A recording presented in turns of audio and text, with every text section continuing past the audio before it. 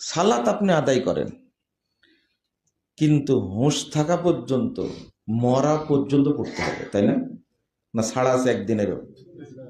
এক ওয়াক্তের ছাড় আছে? এক ওয়াক্তেরও ছাড় নাই।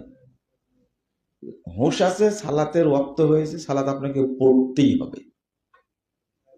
সিয়াম আপনি সুস্থ আছেন, মরা পর্যন্ত আদায় করতে হবে, রমাদানের সিয়াম।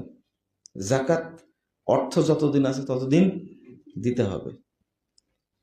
কিন্তু হজ কয়বার? একবার, তাও মাত্র কয় দিনের?